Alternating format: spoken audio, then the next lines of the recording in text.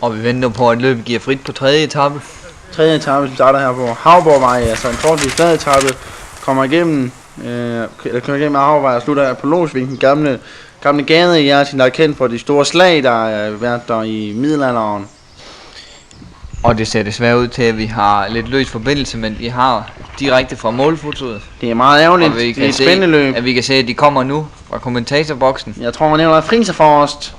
Han bliver overhalet af Frederik Muff. Frederik Muff synes, det var en suveræn sejr for Frederik Muff. Han var helt op at stå, og jeg ved ikke, jeg tror, vi får ham nu, der fik vi ham. Begge hænder over hovedet. Frederik Muff, Nikolaj Friis og Kasper Ørts samlet tid på Losvinget. Ja, suveræn sprint, vi havde på en god etape. Kom igennem de spændende gader. Losvinget der er kendt for slagene i middelalderen. Men endnu en sejr til den gule førertrøje, og helt suveræn. Men fuldstændig suveræn i år. Men fortsat kamp om bjergetrøjen, og han er ikke unåelig. Og kig på klassementet her.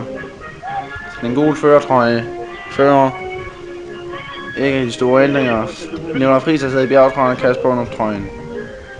Vi går nu over direkte til podieklasserne, hvor vi altså ser podierne kommer op. Trøjerne, gule og den prikkede og den hvide ungdomstrøje. Ja, sponsoreret af Telekom. Nyt firma, der sponsorerer ungdomstrøjen. Ikke nyt i cykelsporten. Det har de været i mange år, men altså nyt for ungdomstrøjen. Jeg tror, at vi siger, at Jørgen Let og Dennis Ritter tager af for i dag. Mange tak. Ja, hej.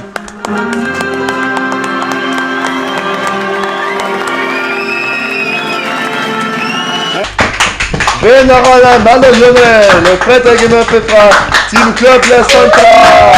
Modtager rigtig der bærer denne juletrøje i morgen.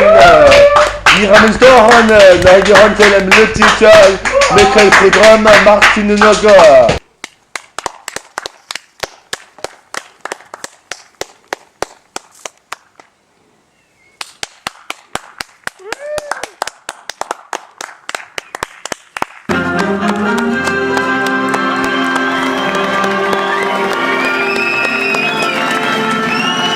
Vinderen af den prikkede bjergtrøje, Nikolaj Friis, modtager retten til at reparere bjergtrøjen i morgen igen.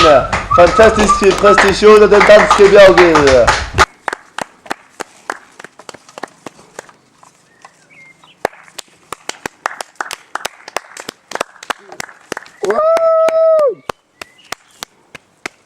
Magnifique!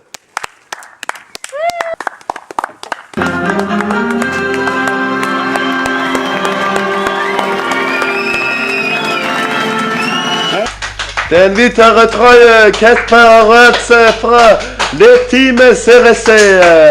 Han kommer ind og fører den ungdomskonkurrence og modtræder for rettigheden til at bære den hvide trøje, sponsoreret af det tyske firma Telekom.